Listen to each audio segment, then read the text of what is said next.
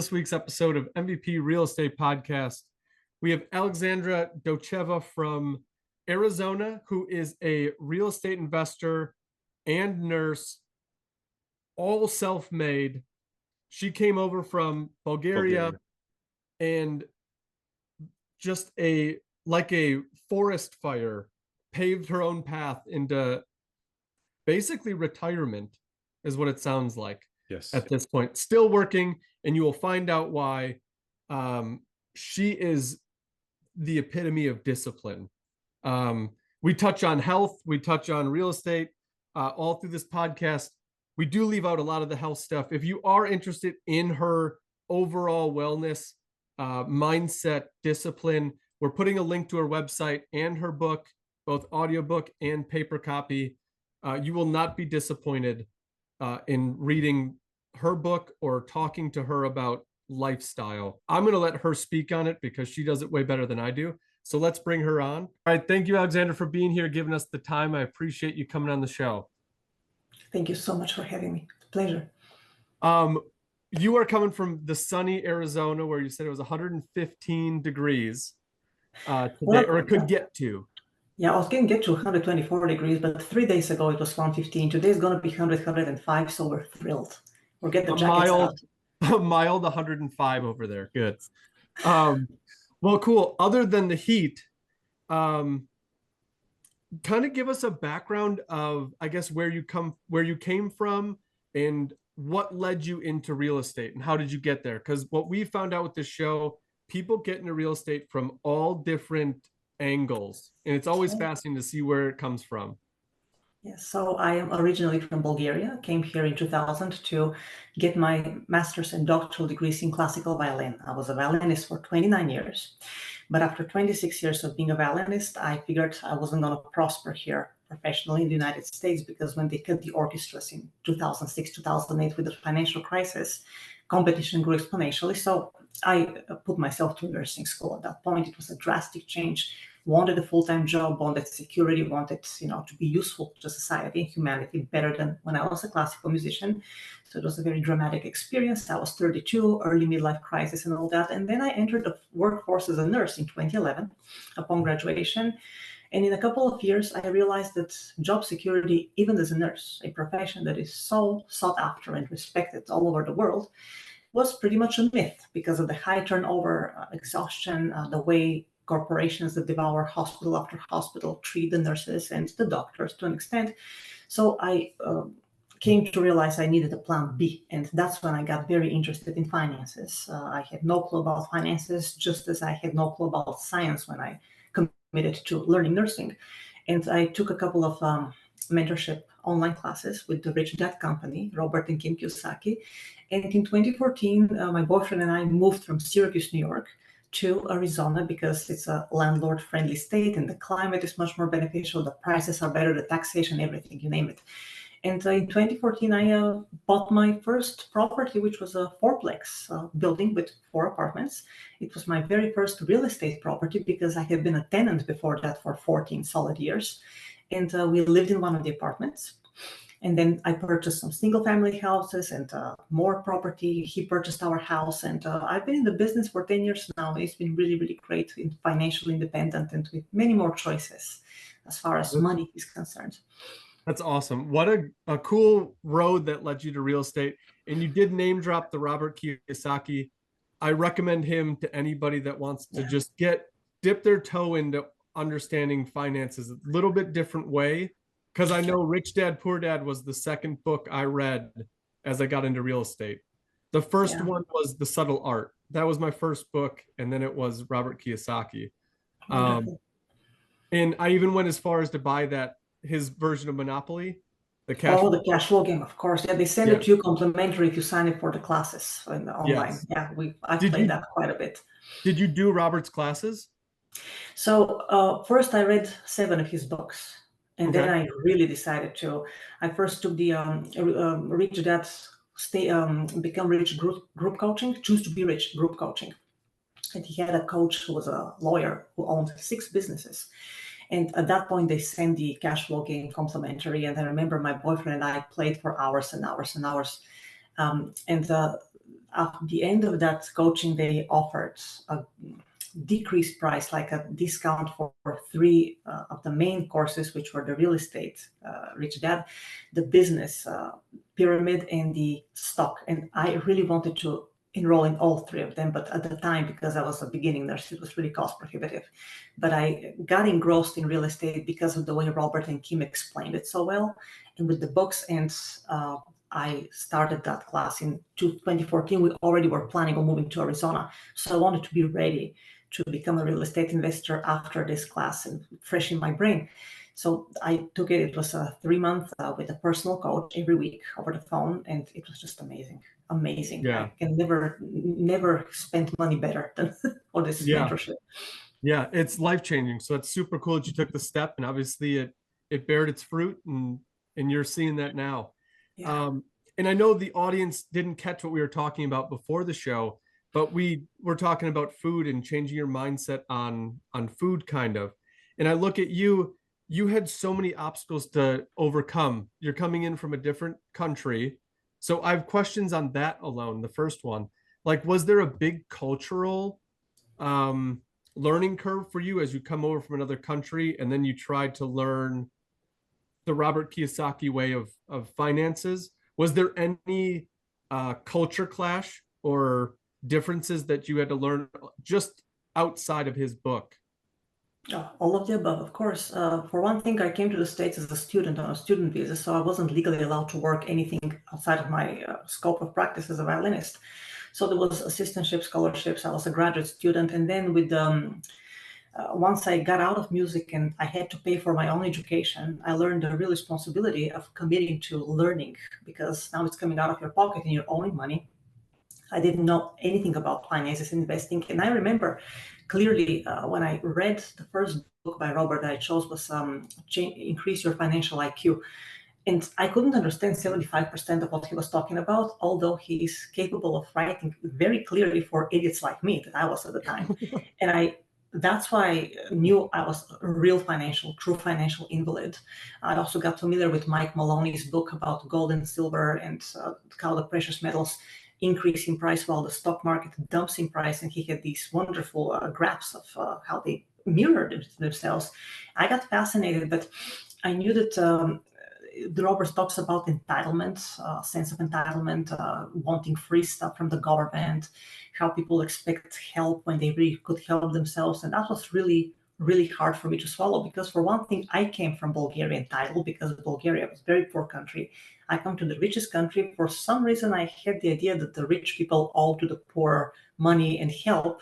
And that's just, then I learned that couldn't be further from the truth, because if you really want something, you have to earn it. There is no free lunch, dinner in life. If you care for something that's truly valuable to you, everything else is just a lie. And yes, there are many rich people who donate, who give charities and everything, but for many reasons, it could be either tax evasion, tax avoidance, and then they recover their money. So, and many of them are very generous. However, they don't owe me anything. And so that was the major shift in mindset that Robert instilled with his books in me. And then when I started learning these classes, I mean, they were rough, and because they wouldn't allow you to reschedule if you committed to the day and time of the week for the 3 months. And that was their way to teach you. If you commit to something, you stay committed, because nobody's obligated to accommodate your schedule. And that was my really first touch up with, okay, I really am paying all this money now for this mentorship. It's my responsibility. They're not going to give it back. And if I really want to learn, I stay on the schedule and I do it. Not that I wasn't disciplined before, but if you're especially venturing into something that you didn't learn in school, school wasn't teaching that real estate mentorship and investment mindset. And my friends were saying, oh, these people are crooks. They're going to take your money. Don't listen to that. So everybody's against your new endeavor, and you've committed 4,400. You stay on schedule, and it's your responsibility, it's your risk. And that was a great learning experience, which came very useful once I started buying the properties and working with tenants, contractors, insurance agents, lenders, everything, and just added up nicely. Yeah.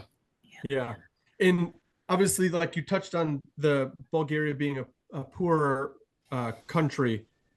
Was the concept of owning real estate or investment properties even a thought in Bulgaria? And I apologize for my ignorance. I've never been there, so That's fine. That's fine. this is an open question. Uh, it was, depending though which political system you're talking about, because during socialism and communism, you were very limited with what you could do. You could only own so many properties, and yeah, you can rent them. Then, when the wall fell and all that, the cold regime ended, you could buy. It became very expensive for people like my parents who are musicians. So depending what work you choose, what business you're in, and then the corruption and the mafia is just horrible in this country because it's so small. It feels so heavily, and they overbuilt buildings on authentic grounds and architectural monuments. They overbuilt over the years. So yeah, absolutely, it became a concept. But depending who is buying them and who owns them, and it's just a very different situation there. But see, my grandmother was renting a room at some point, and she had also problems with her tenants, who were primarily female, that you expect will be nice student college girls, but there's all sorts of problems. No, I never thought about that. My parents knew nothing about real estate or finances for that matter, but I just got convinced by the books I read that tangible assets were better than the fake assets with the stock market and all that, which I learned later, of course, and I did learn how to trade options by the stock coach of Robert Kiyosaki, because I got curious there too. But first, I secured these tangible assets. And in my country, there are landlords now, there always have been. But we were just never in touch with such people when I was growing up because we were musicians, cultural people. We're above all these things. Money is, something like you don't have to talk about at all. It doesn't matter. Although my parents struggled many years financially to make ends meet, but money didn't matter. So, the mindset, how it is that many families would not encourage you to learn financially and prosper in that way. Investment of losing money, they can't take risks, they're afraid of failure, and a lot of mental garbage that needs to be eliminated and replaced with different thought processes. Yeah. Yeah. And man, you are a proof of anybody listening that has objections to not do this. Like you have overcome so many objections that a lot of people don't even have to consider. So kudos to you for getting that done. And Thank you, I I appreciate think it. it's a very, very good message to people listening that want to get going and have those small objections to see the massive amount of objections or roadblocks that you could have had that you overcome. So kudos to that one. That's impressive. No, thank you, I appreciate it. Thank you. Um, and now I want to get into starting your real estate career. And I know we're only focusing on one piece of the pie of what makes you awesome in your lifestyle. But in your real estate investing, you're putting yourself through nursing school. Have you graduated by the time you bought your fourplex? I didn't catch that in the timeline. Oh, no, I graduated in 2011. Okay. And I was in the workforce for 3 years. And that's how I got convinced I needed to become a real estate investor, because plan B is always a good idea in case Yeah. I got burnt out, or, and you know what happened during the COVID pandemic, but nobody was thinking about that at the time. If they force you to take something against your will, that it's dangerous because you see Yeah. people die from it. I mean, you have to have choices to leave the work if you have to. But no, I was 2.5, 3 years into the workforce as a nurse when I purchased the fourplex. Okay. And then you basically went into save mode because you were diligent in your coursework with Robert Kiyosaki and what you were learning. You were saving money for your down payment for that first fourplex. Oh, yes, yes. And Yep. not only that, but I was also buying things for SEO business because I was learning how to build websites at the time. I wanted to learn lots of things. So that went nowhere. But for 2, 3 years, I was also saving and spending money on websites and SEO learning and courses and all that. So I went on a really rigid financial mode. I had zero credit card debt. That's absolutely never has been a problem. But now I teach people how to get rid of credit card debt, because that's buying power. It's basically the fifth criterion for you to be able to buy real estate if you want Yep. to, unless you want to pay cash for it, which most beginning investors really can't do. And Yeah. but yeah, the investing came after the graduation from nursing school. Definitely. Okay. Okay. And then how did you find your first fourplex? Because I know there's a lot of investors that go in and like, I don't want to buy it too big and start too big too early. So a lot of people shy away from the fourplex. You must have had a very good opportunity to pick one up. in your Yes. local market? So we wanted a duplex at first or a triplex. Now I was gonna buy it because my boyfriend was really not convinced that was a good idea. Okay. Later on, he became convinced because he saw it was working, and I don't blame him at all. Because and he always helped with anything I needed help with. But as far as the financial part and the risk taking, that was all me in the LLC. But I looked for duplexes. Those were overpriced here in the area, and mind you, that was 2014. So we were already 7 years into this current bubble because in 2007, 2008, things fell apart, and now, Yeah. so 6 years into the bubble, 2014. So those were already overpriced. They were in decent areas, but I didn't like the prices. Then there were triplexes. That was also very tempting and attractive. Those happened to be in crime-infested areas when I was looking. I looked throughout the valley, man. We came here in May of 2014. I immediately started working on looking everywhere for properties. I built a real estate team that month.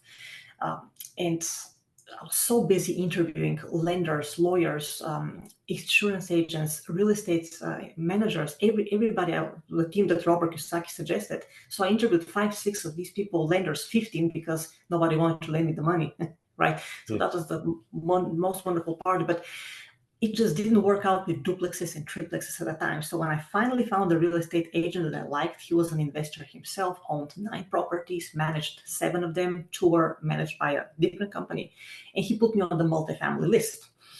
And the fourplexes really turned out to be more realistic for my budget. And then there were some deals that offered an FHA loan with the condition, of course, that the landlord would live in one of the apartments. And that's what we wanted because we didn't want to buy a house first and then not have an investment property. So I bought the fourplex, and then we moved into one of the apartments. Of course, there were negotiations as which apartment we moved, to the bigger or the small one, because I wanted to move into the smallest one, but boyfriend wanted the biggest apartment for ourselves. Yeah. And then they all needed renovation, guys, because the landlord was an absentee person from California who had been treating the tenants like dogs on the property, basically. And my decision was from the very beginning, the tenants will be happier than me. So we renovated the 3 apartments that we were not going to live in. And we lived for a year and a half in the other apartment, the largest one, but it was broken and painted, nasty.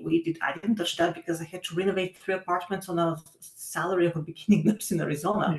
Yeah. So it was stressful enough, and we got the tenants. And then when we moved out of the house the fourplex, a year and a half later, when boyfriend bought our house, then we renovated the first the bigger apartment, and he taught me then how to paint because I had no clue. And he said, well, you're going to save a lot of money if you learn how to paint ceilings, walls, and trim. Yeah. And I learned that way. And then the next property, I painted a whole 3-bedroom, 2-bathroom house by myself because his schedule didn't allow to help me at that point. And I painted everything from top to bottom 2 years later. So yeah, learning curve, but Yeah. fourplexes just worked out best in our case. Yeah, no, that's cool. And when I got into real estate, that was one of my major goals, was to make sure that all of my rental income would surpass my living expenses. Oh yeah, And absolutely. that is exactly where you're going with the house hack technique. So you move into this fourplex, and I'm assuming your rent roll was at least subsidizing whatever your rental rate would be in that building, if not taking it all over. Actually, as a matter of fact, we had a $70 cash flow every month after Okay. the debt, the utility bill for the electric and the water bill and the HOA. We had $70 cash flow as we were living in that apartment for free, That's which was awesome. pretty damn good. Yes, Yeah. whooping $70. But yeah, of course, I had to pay a lot of money for the renovations, and that's a Right. given. But I paid very little for a down payment because it was an FHA, and I got 3.5% down payment. Plus, there were all these rents that came immediately, and actually the lender. No, it was the underwriter that said, oh, she cannot be getting more money from the renter that she's paying for the down payment. And the lender said, why the heck not? That's the way it works with the rental property. And then eventually it worked out. And that was the 15th lender I contacted. It was just so hard. And I almost lost the deal. So it's, adventure every day. Yeah. Real estate. No, absolutely. And you touched on what my next question was. You get the down payment. You said you're under an FHA loan, which, if I remember correctly, it's a 2-year period where you need to live on the property. Okay. Yeah, because the lender said, well, it's not like a set in stone, but you really want at least a year or at least 6 months. She wasn't really explicit. I mean, we knew we couldn't buy a house within the next 6 months or a year Yeah. because it was going to be my boyfriend's purchase. It was his dream. And I said, so you work on the house. I work on the property because it's a lot of money, man. And he said, that's fine, no problem at all. And he got his FHA loan because a first-time homeowner. So Yep. it worked out great. Awesome. Yeah. And so you purchased the fourplex with financing and your down payment. Where did the capital come? And the only reason I asked down on these numbers is because this is a relevant topic for the people starting. That you Absolutely. always run into this problem. Where am I getting the funds from? So you accomplished saving up the money for the down payment.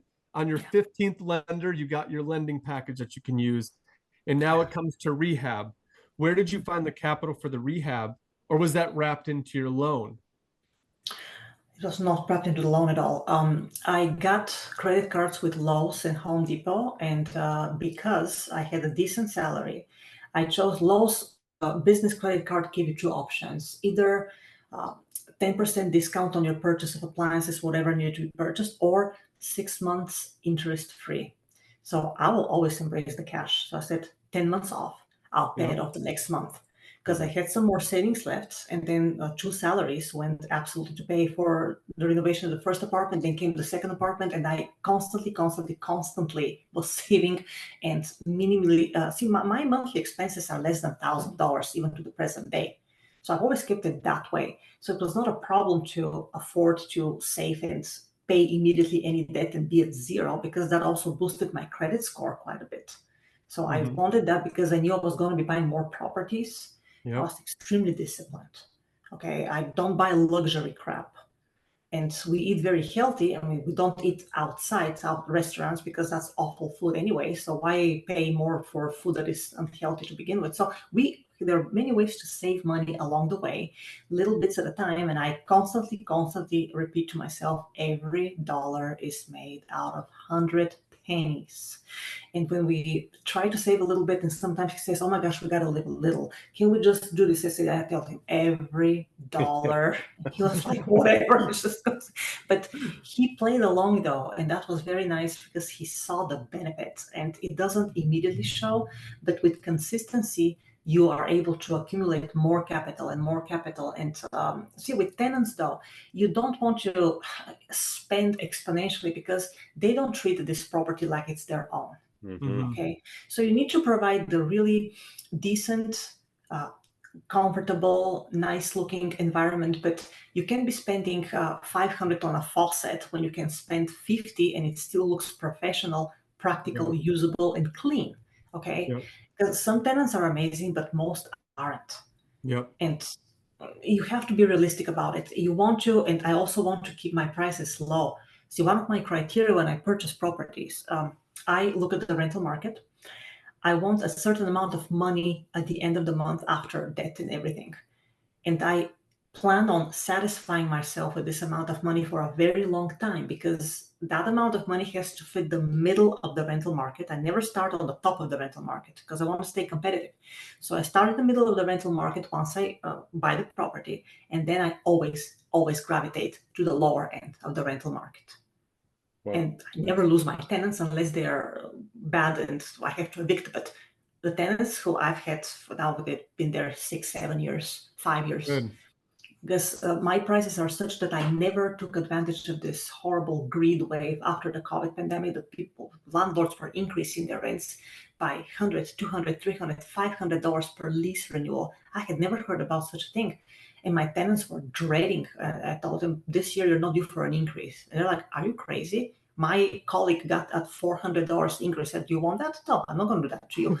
Then I increase every other year by $25 to $50. And it was never $50, but because of the inflation, I had to increase all the rents by $50 when everybody else was increasing by 500. Yeah. Right. And the tenants, like with tears in their eyes, I say, why do you do that? I said, because I don't need more of your money, guys. I have Yeah. structured my life in a way that, first of all, I don't have to take from you Yeah. what I don't have to take from you. That's another way of giving people. Just don't take if you don't need to take from them. Yep. It's a basic ethical principle. And Yep. people seem very surprised. I know, because it's not a norm, but I mean, if you can boil down and you have your standards for other human beings, in real estate is such a weird dynamic Mhm. where it's a business, but your business is people, and you can't treat them like Absolutely. numbers. Get properties. Once you have the property, you're dealing with people, and you have to Exactly. understand that they are people too. Yes, Um, they have their dreams, their lives, their obligations, their problems. They are human beings, and you have to treat them with utmost respect and empathy if you can, yeah, while following all the rules. And they do follow all the rules that you have on your lease, and you remind them if it has to, that's what you agreed to. But on yeah, the other end, I have to treat them equally, respectfully. yeah, yep. And just meeting where they're at. I know that through this whole COVID thing, I've had to raise rents. And one was a weird scenario where we did raise it $300. It's because when we bought the property, we always buy the worst properties. Like this, we had to jack up the floor because the floor was deviating. So this was a major remodel. And I don't want to put a tenant in, charge them max rate, and then they have all of these problems that I didn't know were going to be problems because I've never lived there. So if we do a major renovation, I just try to make our numbers work where we're recouping what our mortgage payment is. We have some cash flow, but once the property we know is solid, then we put it back into that middle rate, which is Yeah, that increase was that middle rate. And I told them like, hey, this is my one increase. I'm not increasing you next year. I probably won't increase you the rate after. I just need to get to this benchmark. right. And now that we're here, we're good. They've That's been a decent awesome selling tenants. point. That's Yeah. a decent rent selling point. You also want to keep in mind that once the bubble bursts, which is going to horribly Hmm. worse than in 2008, you don't want them to flee to a super much cheaper rent. So you really want to stay on the bottom end of the market right now, Yep. so you can keep these people and not lose them right away. Because what happens, how investors now are buying these atrociously expensive properties, and they have Hmm. to jack up rents so badly that once these loans explode, they're either going to default. And somebody happened that in the area with the fourplex. Actually, there was a desperate real estate agent that was calling me. He wanted to sell the property for $900,000 when I bought it for $200,000 in 2014. I told him, guys, do you realize that's a bullshit price, right? Yeah. Yeah. Yeah, but we might try to decrease it. So they called me 2 weeks later, said, now it's $850,000. Are you interested in buying? I said, no, no, and you don't call me again. Okay, so he stopped calling because why do you even agree to purchase this project and deal with it? It's completely unrealistic. And Yeah. the area also is important. I mean, 4 or 5 times the price that it costed. Even in 2014, that was already getting expensive at $215,000, and now they want $900,000 because they bought it. They saw it was not a good deal that they got, and now they want to get rid of it. Yeah. And they're trying to attract the landlords in the area because you see, we're gonna jump to buy this property only because it's in the area. Come on. Yes. Oh, you got to go back on the numbers on that one. Man, that's a crazy, and that was over a 2 year period, or how many year period was that from when you were purchasing at 250 and they're trying to sell at nine? What was that time frame? 215, 215. 215 in 215. 2014. Okay, so 2014, 215. Last year, they're trying to sell it at $900,000. A year earlier, some moron was trying to sell his property for $750,000, and apparently another moron, bigger one, bought it. And they went into a hole, and now they did some renovations or whatever. They spent money, so they want to compensate for the money, and now they want Yep. to sell it for $900,000. What types of rents am I supposed to put in these 900 square foot apartments? I mean, Yep. come on. Yeah. And that's the tough part with all the prices raised here. I mean, it's across the nation. Um, Mhm. there are some people that aren't understanding how multifamily is different than residential. There's a couple duplexes that are in the surrounding area that we invest in that I could look at and be like, okay, that's a normal house cost. Like it fits in line, but I'm looking at a duplex. I can't buy it at that price because my rent would not, I would have to jack up the rent to a part where I would feel bad that the tenants are paying that rental amount Exactly. and not just owning a house and paying their mortgage for what they're paying me in rent. Exactly. And there's Exactly. this really weird middle ground where I just don't feel right doing that. So that's not a contention for a purchase because if they were my client as an agent, I would tell them like stop renting and go buy a house. Like figure out a Exactly. way to get a down payment because you're wasting your money by paying that rental amount. Absolutely. Absolutely. That's a great point. Yes, Yep. exactly. And like what you were talking about, you worked with an investor who is focused on multifamily. And that's the one thing that I always tell people that are either buying or renting. When you get into talking with an agent, find out what they usually do. Do they sell single family homes? Do they own rental properties? Do they focus Mhm. on? Because an agent that knows a market and an agent that does multifamily in that same market, they look at it through different glasses. And you, Exactly. not every agent is the same. You have to understand that there's very, Absolutely. very different niches in real You should be an estate. experienced investor. Yeah. Yeah. Yeah. So I always caution people with that. Like no agent is the best. They just have a little niche that they're in. So Yes. sounds Same with like the lenders, by the way. yes. Different lenders have access to different lending products. Yes. All That's right. also Can you expand on your background or your knowledge on that? Because you've spoken to many, many financial institutions. So yeah. what's like the takeaways you get from each little a bank or a mortgage company or hard money? Like what's your feel and experience on those? So I never go to a bank. Okay, I always go to private money. So the first time, because I was a tenant with excellent credit score but no experience in real estate, no owning real estate, and now they said, "Oh, you now want to be a landlord? Fantastic!" So they would not. And I did look into seller's finance. I really wanted that, but then there was a seller who had like a wreck of a house. They wanted 50 grand down and 12% interest on top of that, when my interest was going to be Yeah. 3.5% from the bank. So I have great credit. I have no incentive to buy that. But with the lenders, there was a little competition between two of them because one wanted to give me the FHA loan for a triplex. And then another one, her competition, said, "I'm going to give you an FHA loan for a fourplex." So I said, "Oh, good." So then I called the penultimate, the 14th lender, and said, "This company is going to give me, for a fourplex." And she said, "I can do that for you tomorrow." And then I took Nice. her because she flipped immediately. Oh, the competition is going to take the deal, right? Now, when it came to buying our house right now, what was interesting, I saw this ad of a real estate agent who was offering a government grant on a down payment for an FHA loan. You only pay closing costs. And I said, that sounds too good to be true, but let's find out. So I connected with that real estate agent. I said to my boyfriend, "Hey, come here. Here's what I found." He said, "I'm never going to qualify for that." I said, "You don't know that. Okay, so let's talk to the real estate agent." I met with her. He met with her, and then she said, "Yeah, my lender, she has access to these loans, 3.5 to 5% down payment and government grant. If you qualify, it's a 2-page questionnaire." And of course, the boyfriend, skeptical as usual, said, "I'm not going to qualify." I say, "You can do the sheets, fill these sheets, give it to her." 3 days later, lo and behold, he qualifies. Okay, so his house, he paid only the closing costs on the house. And I That's said, "How awesome. come I didn't know about this product?" And then the real estate agent that I was dealing at the time said, "Well, different lenders know different products. They have access to different products, and the lending market changes just as fast as the real estate market. And not all the lenders are able to keep up, even if they try to, because of where they are and the influences they're under. And Mhm. it really takes a lot of learning every day of your career because things change so rapidly." So that was very eye-opening. Yeah. And it's a very cool scenario when you have lenders competing for your deal and you can Mhm. pin Yeah. lenders against each other. It's very, very cool. And when you're getting into real estate, that thought seems foreign. Like no one's going to want to push that hard to give me money. Well, Like it I have to only push them to it only want me. happened once. It only happened once. It was the most crucial part, though, because that was my first property. It was just so stressful. I was almost ready to give up. But I remember when I interviewed for the Kiyosaki class, the person who was on the phone said, "There's only one thing you need to promise us." I said, "What is that?" "You never give up." So Hmm. I said, "I promised that," and I remembered it. It's stuck in my brain. So like, I'm not going to give up after 15 lenders. I'll go 300 if I have to. That was such a promising thought. But yeah, it's you just have to persevere Yep. with that. And that's the stubbornness coming out. That's the beauty of the stubbornness where you just don't give up. Right.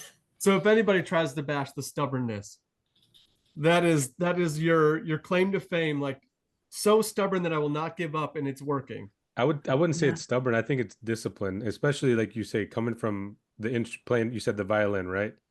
Violin. Yeah, Yeah, played the violin. Yeah. yeah, how disciplined you have to be practicing and working on that and honing your craft. I think Uh, that just led into every other aspect of your life, like you said, with your diet change, your learning, coming here to be a nurse and do like everything.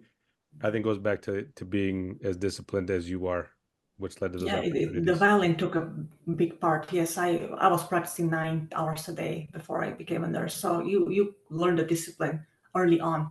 Yes. Yeah. And it works if you decide to apply it in your other areas of your life. Problem is most people don't connect the dots that way. They are disciplined in one area and they're a complete disaster in other areas just to compensate for the discipline in the other area. And I think that's a big mistake that people make all over the Yep. place. Yep. Yeah. And I just went through this scenario where I'm like, so disciplined as a father, so disciplined in my career. And then in my personal life, I'm like, I'm so disciplined, I don't want to. But that lack of discipline wreaks havoc in that area of your life where you don't give the discipline, like you were just alluding to. Like, discipline isn't a bad thing. I don't think it's a bad word. And you're proving that it's not a bad word. You get a lot of fruit from discipline. Absolutely. I mean, if you're a father, especially, you really want to lead by example, because you can tell your children to be disciplined all you want, but if they don't see that in you, you will gradually lose credibility, especially in their most problematic years when they're teenagers and they take all other influences but the parents. I mean, if you lead by example early on, I think you have better chance to regain their confidence in your integrity and Mhm. respect. And it's very, very important with children. Yeah. I can't Yeah. imagine how you guys do that. I don't have children. It's fun and it is wild. Mhm. It's wild, but you get through it. I mean, the obstacles, I'm looking at mine, and I don't want to be too frank here, but I'm looking at my challenges as a father and the challenges you went through, and I'm like, me being a dad is a breeze from No, what no, you no. came Being through. a good parent is the biggest responsibility you can possibly inflict on yourself. It's the biggest responsibility, and my admirations to all parents. And Dan, how many do you have? I have 4. 4. Oh my So he God. beats me. I only got the 1. Yeah. Yeah, Um, see, yeah, I can't imagine. See, my boyfriend and I were very similar in that mindset. We say we have children, we're gonna kill them and go to jail. Even our own DNA is worth going to jail for. So we're like, no. Oh man. um, Yeah. all right. So fourplex, this is evolution 2.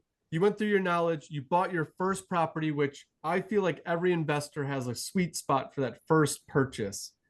And then it gets easier and easier, and It the does. wheel keeps getting bigger and bigger, and the wheel keeps going, and you pick up speed.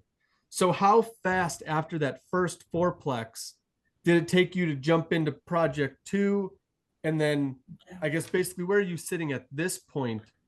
So 2.5 From years to project 2, then another year to project 3. And okay. those projects were like really, especially project 3, I saw the property. So with the fourplex, the thing is the learning curve, okay? Huge learning curve, a lot of expenses, a lot of problems with tenants initially, and you quadruple your problems when you have a multifamily, okay? If you have a fourplex, you have 4 problems instead of 1. And that's what intimidates many people. They wouldn't buy a fourplex. With houses, it's easier to keep tenants in houses, and especially the last property was amazing, the one in 2018, because then the prices became such that we decided we're gonna now hibernate. We'll wait for a better market right now because we're perfectly fine. We can stop working at any point at this time because our house is completely paid off.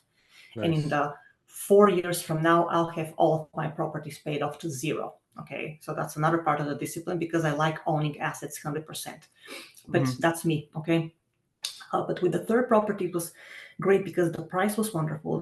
It was completely renovated. And then there was a property down the street that was $20,000 more expensive. And then this owner, when I offered the asking price, she went into competing. What is it? When you try to jack up your down payment, your price, because she realized that the real estate agent had offered a very low price on the market.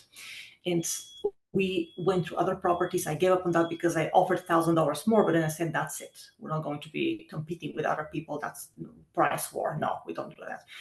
And I was ready to place 4 different offers on other properties with price modifications because those needed work. And I didn't agree with any of the prices, but they were decent enough for us to be able to fix them fast and get tenants before the first mortgage is due, because that's another criteria. I want to have tenants maybe 2 weeks before the first mortgage is due, so I can make some money before I even have to pay mortgage, and then with the discounted for the first month, the prorate. And suddenly my agent calls me and said, they agree to your offer. So what offers? The house that you love, that you offered $1,000 for, so get it. And that house took 2 days of work. Really? 2 days. The third day I now put it, no, the second day in the evening I put it on the market. And the third day I had a signed contract with tenants who have been there ever since 2018. That is such a Wonderful good stuff. feeling. That was amazing. And I was like, now I can take a break. Because they Yeah. were so good that whenever they have problem in the house, he says, can you just purchase this very fast from Lowe's and I'm going to install it in the house because it's very handy. So he saves me time from handymen, from contractors, and to wait and the price. He occasionally, we might lower the rent on them a little bit if they perform, like they changed the entire garage door mechanism. He did it himself. And I said, okay, I'm going to take from your rent whatever you say, extremely reasonable prices, but it's worked great for 8 years with these people. And we love them. And again, in the area, the price is the cheapest rent for the square footage of the house, 4-bedroom, 2-bathroom house. Everything else is $600,000, $700,000, $800,000 more expensive than my rent.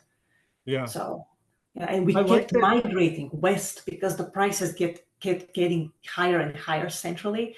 So when you migrate like 30, 40 miles from your house, I say put a rest, because if you have renovations, you don't want to be driving 50, 60 miles. I don't like that. I'm very proprietary with my time. And so that's another consideration. Yeah. Okay. Yeah. And I like your philosophy on allowing tenants to do some stuff around the property. Like that's something that I offer too. I had a tenant who, back in the day, she had worked. The baseboards are getting a little dirty. Do you mind if I paint them? And I was like, why would I mind if you want to?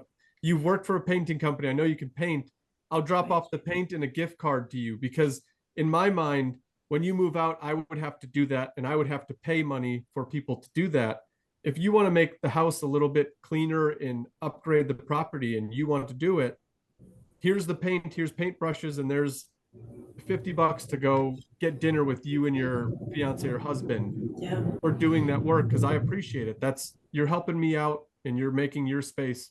Like the more I can get the tenants to care about their living space, it's a win-win, because they're going to take care of my property. They're going to get a nice space to live in. I feel like it's a win-win at that point. Well, you have to be very careful with that. So for one thing, my leases completely prohibit tenants from touching the property. But when you get into a relationship with them business-wise, you know who knows what. Because for instance, one of the single-family homes I bought, the tenants had done such an amazing job that there was dark purple accent wall, there was purple splashes on the white ceiling, and there was purple paint on the windows, and that just in the frame just took forever to clean. So you really want to be careful who you allow what, and in some cases you won't know. So it's a very fine line there, gray area, lots of gray. Yep. And I always make sure to ask. And like when she said, my initial answer was no. And she was like, well, I work for a painting company. She sent me some pictures of things that she's painted. And I was like, okay, with the caveat. And I always caveat, like if a tenant wants to paint a wall, if I can feel comfortable that you're going to do it, great. But if I walk in, it's bad. You have to be prepared that you're going to get charged for repainting this thing. Yeah, exactly. So this is a risk you're willing to take. So choose wisely. And most often than not, they're like, yeah, then I don't want to do it, which is fine by me. But I can't agree to you painting and you paint my wall bright pink. And it's like, well, you said I could. You can't do that. I can't allow that to happen. Right. And obviously anything that's mechanical or weight bearing, they're not removing, like we're not touching that. That's that point, I think you're ready to buy your own house at that point. Let's find a house for you to buy. Right. Exactly. Or let's sign this rent to own contract. Yes. Yes. The rent to owns, that's an aspect that there is. Yeah, see, I like to keep my properties though. I really like Warren Buffett for his philosophy, buy and don't sell. Because if you keep the properties and you maintain them well, they can provide till the rest of your life. Especially in certain markets that there is plenty of employment, you will always have tenants. People cannot live in computers. I'm sorry, they have to have roof above their head. So I like to keep, because with selling and reselling, then the right to own, you do lose the cash flow at some point. And I mean, it really depends on your goal. And if you want to expand in some different way, then of course you want to sell something to buy something bigger. That makes perfect sense. If you're okay with hiring a management company, if you buy a 12 apartment building or a 15 apartment building or a 20, then you will need really professional management on that to just to manage with the time and the demand for the renovations and to keep the tenants happy and satisfied. But it all depends on your plans for the future, your 5, 10, 15 years ahead. I mean, your parents, so you have a different perspective on life than I do, different goals, different obligations and responsibilities. Of course, it's it's an option. Yep. Rent to And you own. mentioned a property management. I know that you are very diligent with your time. With all of your properties that you are owning, do you have a property management company that manages those? No. Okay. No, I don't trust anybody with bookkeeping. So I manage the properties. I have a team of excellent contractors. If need be, I can call them. I have substitutes. I've assured that the very important people are on my team. And if they can do it, they can recommend somebody who can with the same quality. And it has worked so far. Awesome. But if I expand to 20, 30 properties, that's not going to be realistic. Yeah. And then you start looking at the management company when it becomes an animal. Well, I interviewed several management companies when I started in 2014, and the real estate agent that I found, he was adamant that I should manage my property for at least a year or two before I hire a management company. And the other problem was that I was not satisfied with the interviews with any of these people, because I asked them, how many properties do you manage? 500. How many accounts do you have? One. I said, yeah, no, absolutely not. You guys are gonna screw up my booking. No way, because they want to do everything, right? The booking and whatnot. And I interviewed 5 or 6, and they were with 5-star reviews and whatnot. And of course, the very professional ones that manage big apartment complexes, they will not want to manage. And I just did not like how they did things. I wanted them to show me properties that they managed, and they refused to do that. So that was a big red flag right there. And I figured, I want to manage for a couple of years. Well, 10 years later, I'm still managing and I'm fine. And it's really worked great. You build the experience and the confidence. Yeah, I do like the philosophy of managing your properties, at least for the first year, especially when you're new, because you get to run in and get an actual like crash course of some problems or some red flags that pop up. So you also know when the property manager calls you, you have some reference of like what is going on. I feel like it feels different when you actually have experienced it yourself, rather than just immediately going to a property management company. Yeah, and if they have actually bothered to find you a deal for a good price for a repair or something like that. Otherwise, how would you know if you didn't manage it first? Exactly. And like you said yourself, when you interview, property management, for those people that manage 500 units, it's a numbers game. And if they're not going to make their profit on your property, they might not take it. But also in our shoes as the investor, if you're managing 500 properties, how much care are you going to give my property? And that's the question that I always have. That was the question, exactly. And just having one accountant, one bookkeeper, that's a recipe for disaster. It's small step, but they were trying to snatch as many properties as possible to manage. I mean, granted, they might have excellent teams that can do it for cheaper, but they won't charge you cheaper. And they want, for one property, they might want 10 to 12% from your gross income per month. Now, if you give them more properties, that might lower itself to 9 or 8%, but still, I can do this. I have arranged my schedule as a nurse so that I work 3 days a week, 12-hour shifts, and then 4 days a week I have to myself. So if anything needs to happen, I mean, I've renovated houses by myself. Of course, the heavy contractor work like water heater change, air conditioner change, that I call people for that. But as far as painting and minor things around the house, I can dedicate 12 hours a day to painting if I want to. I've done that with a 10-minute break for 2 apples at 2 o'clock in the afternoon, depending on what the pressing need is for me to rent the property. But I'm fine with that. I'm not afraid to work and get my hands dirty. I mean, I'm a nurse. Are you kidding me? Yeah, I'm sure your hands get dirty as a nurse. Yeah. We won't go into those details here. No. But yeah, those are a lot of the problems that you see, and I'd call them behind the scenes, that investors or people that are going to get investing don't see up front because they're not talked about. There's so many problems front of the house with tenants, and you'd mentioned problems with tenants that you'd ran into. Can staple thing that either popped up multiple times, or one of those problems with a tenant that you didn't think you would cross, but with you managing the property, something happened where you had to cross a bridge where it was kind of uncomfortable, or a fire you had to put out that you weren't expecting to have to do? Oh, yes, yes. I will remember this till the day I die, actually. But tenants always present their best behavior when they want to rent the property. And if there are going to be problems, in the worst, people, they're going to manifest right away. Within the first month, they'll completely change their course. Say they're a recovering drug addict, turns out they're not recovered. They drive traffic to your property. Also, a revolving door, 3, 4 o'clock, 5, 6 men come to the property and make noises and disturb the other tenants. So you evict immediately. Just that doesn't even last 2 or 3 months. That type of a contract, so to speak. These are the things that pop up, and they provide the deposit and the rent the first month, and then they're immediately late the next rent. They're late, and that's not going to cure, and you have steep late fees, and they paid it. Some even paid the late fees, but it didn't pan out. And once I didn't renew a contract after a year. I said, you guys are out. That's it.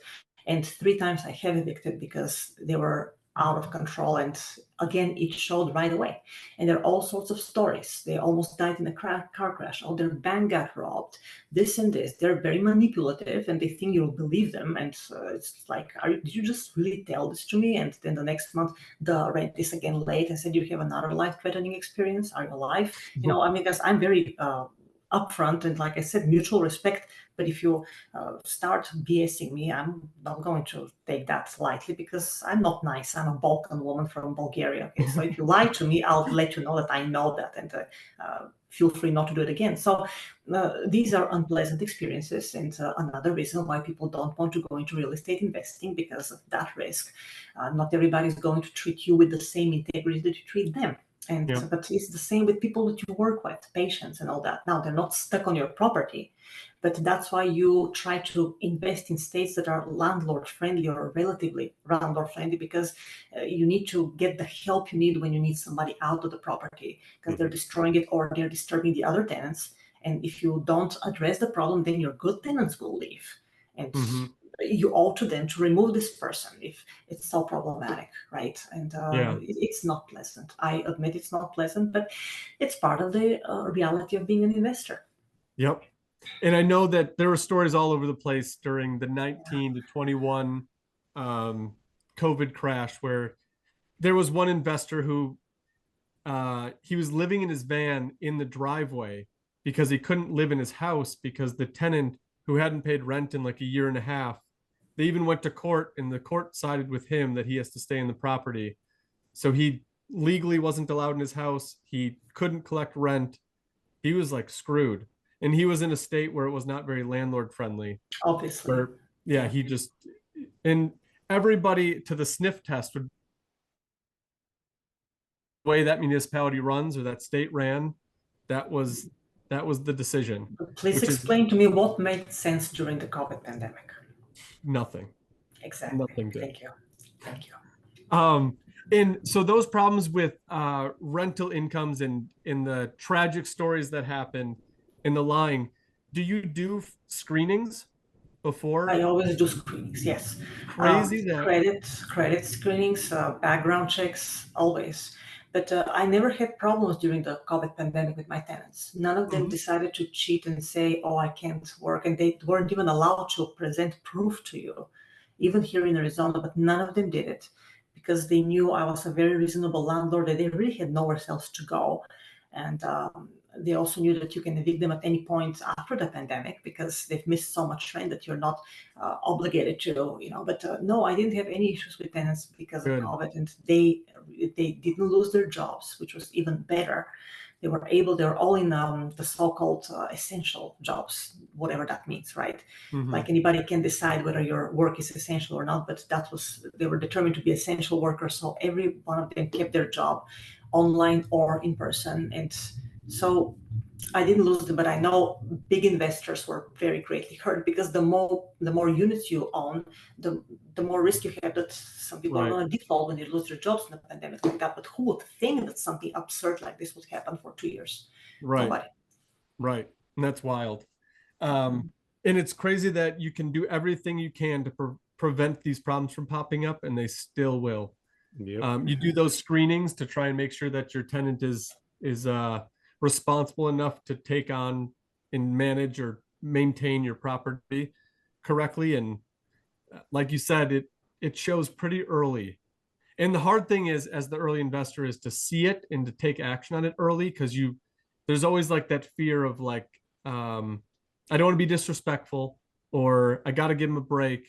And I feel like your skin gets a little bit thicker as more and more of those situations come up. I don't know if that was Very much so. Very much so. Oh, yeah. You were weak at the beginning because you really want to accommodate the tenants very badly. You want to invest into work, and you really cannot reconcile that the person doesn't have nearly half your integrity, and they treat you like they think you're stupid. And they can smell, many of them, especially the people who manipulate the system, who have manipulated the system for decades. They can immediately smell the new landlord, the newbie, the rookie, just like a patient can smell the rookie nurse or doctor immediately. It's the exact same thing. And they try to manipulate with their con artists in many ways. But I have had other cases, for instance, tenants who have been amazing for 6 years, and all of a sudden there is this big financial burden on them. That happened with one of my nicest families.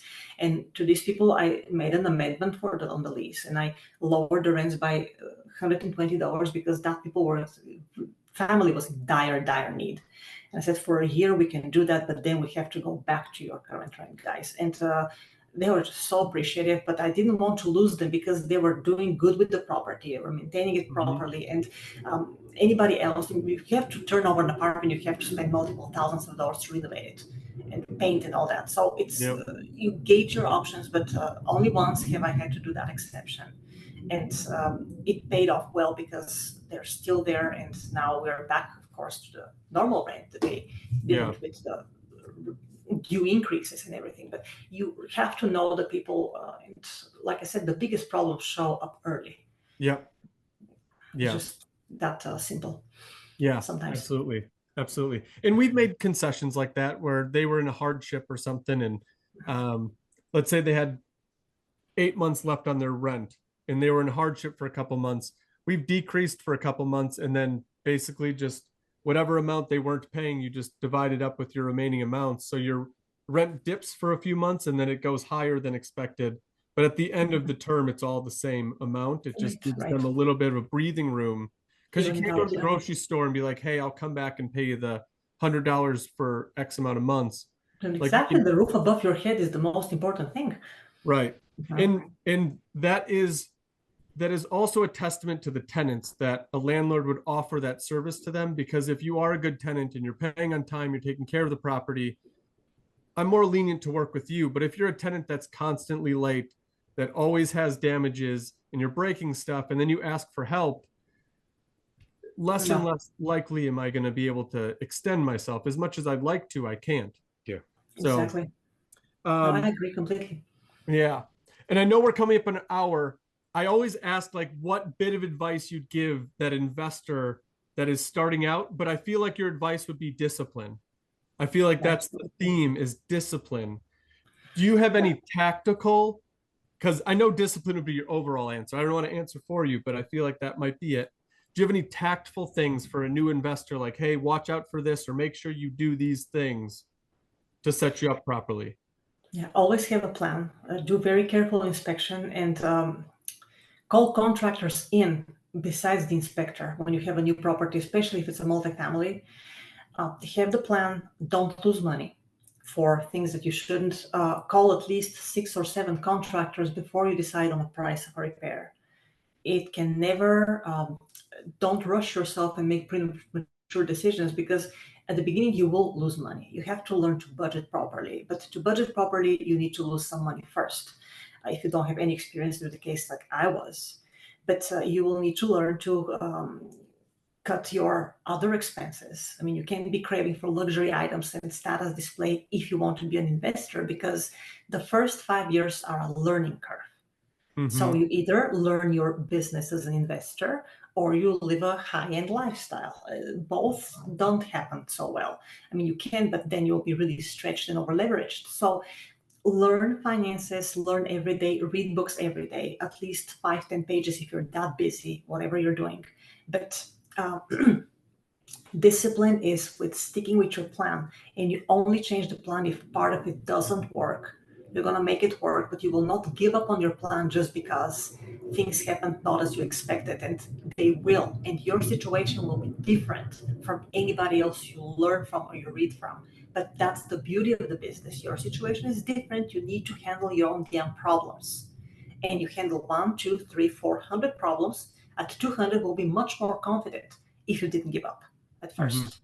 And it's not easy. That's why not everybody is an investor, okay? So you have Mhm. ventured into that, you take your responsibility and you go with it. I like it. Right. That's a good bow to put on top of it, because that is something that I feel like every investor, you get enough of the Instagram investors who are like, I'm living on a beach and I work 3 hours a day and it's all rainbows and sprinkles. And they leave out the discipline part. And all I want them to do is expand. Like, it's not a vacation.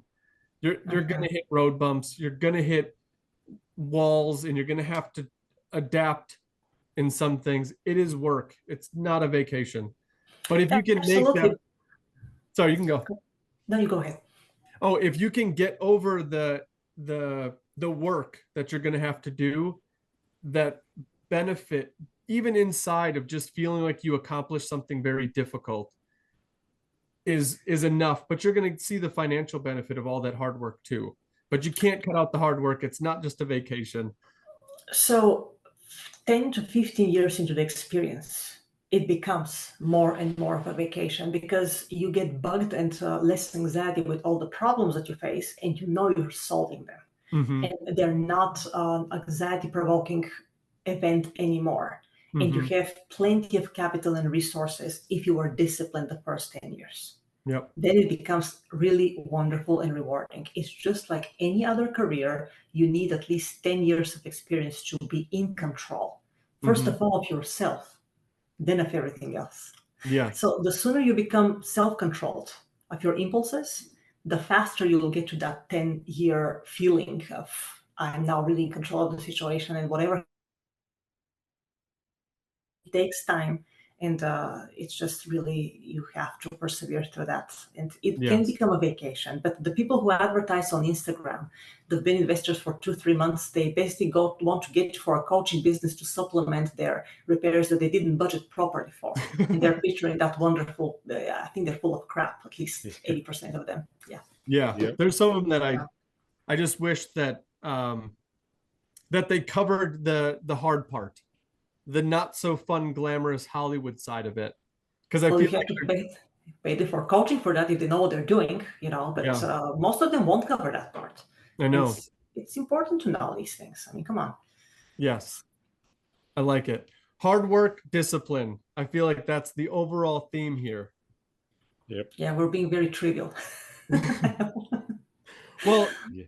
I am like amazed at where you came from and how far you've come. It's super I don't even know the word, like respectful, and it's amazing to see where all the hard work has taken you. Well, I thank you, think that's but fascinating. you're doing the same thing with your partner, and I mean, you guys have done this probably longer than I have. I've only done it for 10 We've only years. been in it for 8 years.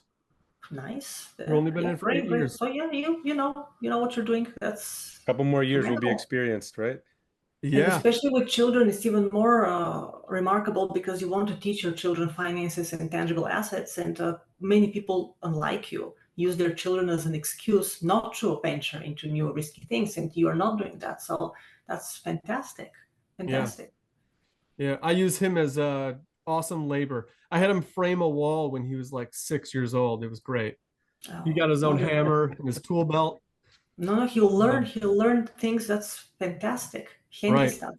Yep. right, Wonderful. right. Self-sufficiency. Nothing better Exactly. than That's what I that. want. That's what I want for him. I want you to be able to be self-sufficient. That's my goal. Exactly. I hope he likes it and he doesn't mind it, because he can learn a great deal from you. Yeah. He likes it. He doesn't like going to do it, but when he's doing it, it is fun.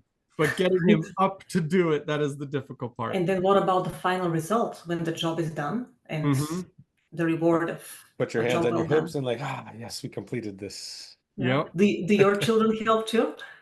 Yeah, yes, absolutely. Yeah. Pulling weeds, picking up the mess that the dog makes in the yard. Perfect. Yeah. Raking. Yep. She likes making a mess or deconstructing things more than putting things together, but She'll help you with all the demo that you yeah, need to she do. definitely did. Yep. Oh my gosh. Yeah, No, she's that's funny. cool. Well, thank you for giving us the time. I appreciate it. Absolutely. I hope the listeners pulled out multiple pieces from your background in your life. So thank you for the insight on how you're making your business work. Of course. Thank you so much for this conversation. It was great.